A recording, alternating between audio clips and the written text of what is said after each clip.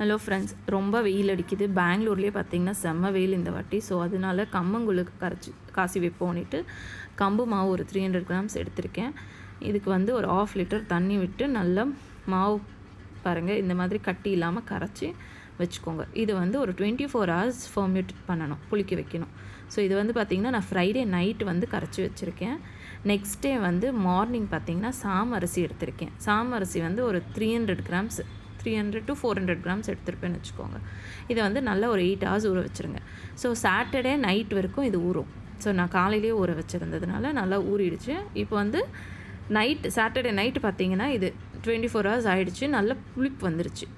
So இப்போ வந்து இந்த சாமரிசியை குக்கரில் நல்ல ஒரு 4 times அளவுக்கு தண்ணி விட்டு நல்லா இந்த மாதிரி பதத்துக்கு ஒரு 4 விசில் விட்டு எடுத்துக்கோங்க. கூட மறுபடியும் தண்ணி சேர்த்து மறுபடியும் அடுப்பு மேலே வச்சு நல்லா கிண்டி விட்டுட்டே வாங்க. தண்ணி கெட்டி ஆக ஆக தண்ணி விட்டுட்டே வாங்க, பிரச்சனையே இல்லை. எப்படியும் நம்ம கூழுக்கு தான் சேர்க்க போகிறோம். இப்போ வந்து நல்ல ஒரு கொஞ்சம் நல்ல சாலிட் கன்சிஸ்டன்ஸ் வந்ததுக்கப்புறம் மாவை கரைச்சது ஊற்றிடுங்க. இது வந்து நல்லா வெந்து வரணும். இன்னும் கொஞ்சம் வேணுனாலும் தண்ணியை சேர்த்துக்கலாம். உங்களுக்கு அந்த கன்சிஸ்டன்சி பார்த்து இது பண்ணுங்கள். நான் பண்ணும்போது கொஞ்சம் கட்டி ஆகிடுச்சு. ஸோ இது வந்து நான் அப்புறம் கூழ் காசினதுக்கப்புறம் உடச்சி விட்டுப்பேன். ஸோ இப்போ பாருங்கள் நல்லா கிண்டிகிட்டே வரும்போது நல்லா வெந்து வந்துடும் இந்த மாதிரி. ஸோ நீங்கள் தண்ணியில் தொட்டு இப்படி பார்த்தீங்கன்னா கை கொட்டாமல் வரணும் கூழ். ஸோ இந்த கன்சிஸ்டன்சி வந்ததுக்கப்புறம் ஆஃப் பண்ணி நான் ஆல்மோஸ்ட் ஒரு 30 to 35 minutes இந்த மாதிரி கிண்டிகிட்டே இருந்தேன் மீடியம் ஃப்ளேமில். ஸோ இதையும் நீங்களே பண்ணுங்கள். இப்போ நெக்ஸ்ட் டே மார்னிங் பார்த்திங்கன்னா இங்கே பாருங்கள் இந்த மாதிரி கெட்டி பதமாக இருக்கும் கூழ். ஸோ இது வந்து நான் ஃப்ரிட்ஜில் ஸ்டோர் பண்ணி வச்சுப்பேன். இப்போது கரைக்கிறதுக்கு கொஞ்சமாக எடுத்து போட்டுக்கலாம். இந்த மாதிரி கெட்டி கொஞ்சம் சால்ட்டு, தயிர் சேர்த்துக்கோங்க.